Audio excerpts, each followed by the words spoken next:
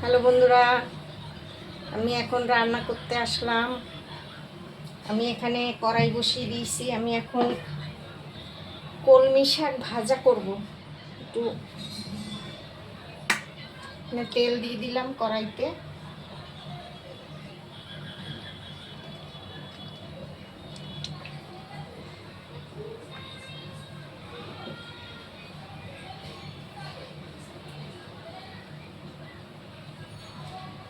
দিয়ে এখানে আমি রসুনটা থেতো করে রেখেছি। আমি একটু রসুন ফোড়ন দিয়ে দিচ্ছি।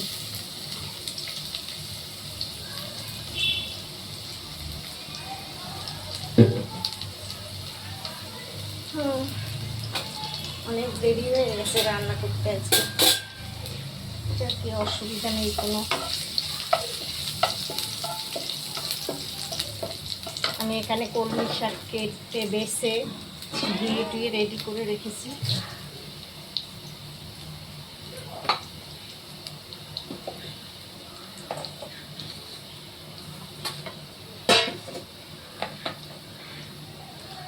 একটা লঙ্কা দিয়ে দিলাম।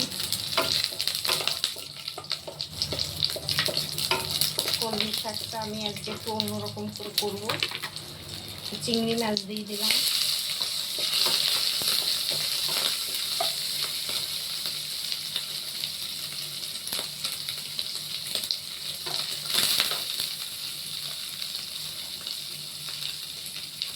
আমি এবার নুনটা দিয়ে দিলাম।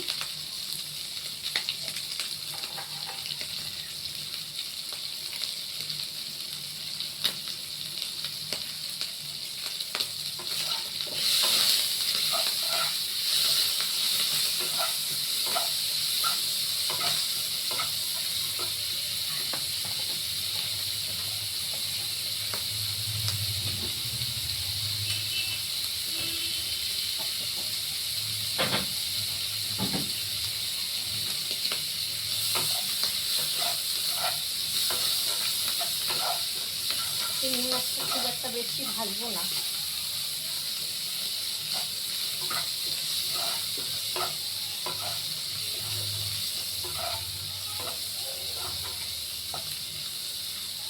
এবার আমি শাকটা ঢেলে দিচ্ছি।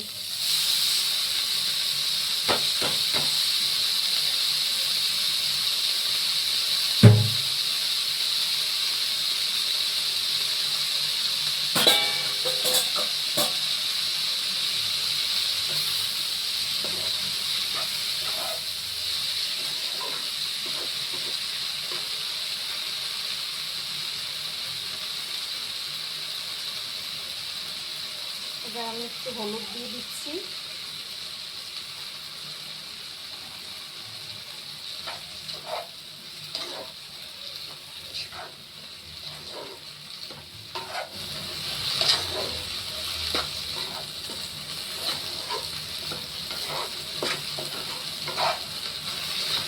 শাকটা খুব ভালো, মানে নরম। কলমি শাকটা খুব নরম হয় আর মানে একদম কমে যায়।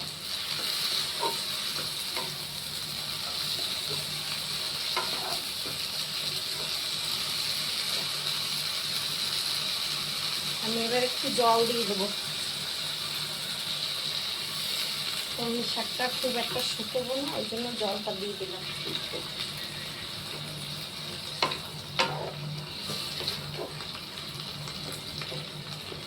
কলমি শাকটা খেতে খুব ভালো লাগে।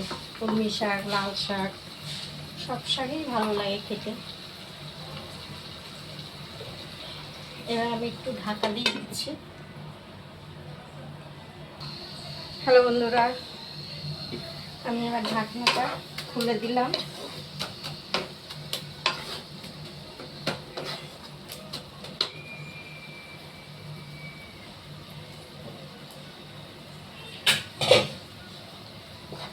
আমার শাকটা হয়ে গেছে প্রায়।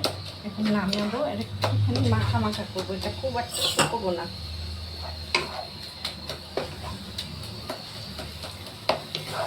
এরকম যদি আপনাদের ভালো লাগে এরকমভাবে করে খেয়ে দেখবেন, খুব ভালো লাগে। আমরা তো সবসময় শাক ভাজাই খাই। এটাও একটা একরকমের মানে ভালো লাগা। এরকম করে খেলেও একটু অন্যরকম লাগবে।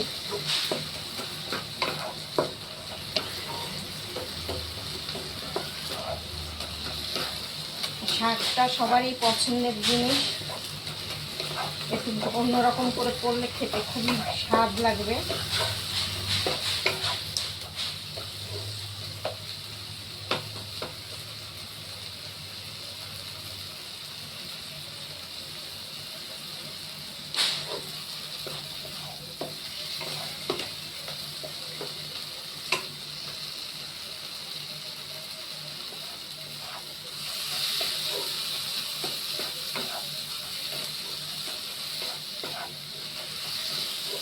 আমি এবার গ্যাসটাকে অফ করে দিচ্ছি, এটা নামিয়ে দিচ্ছি।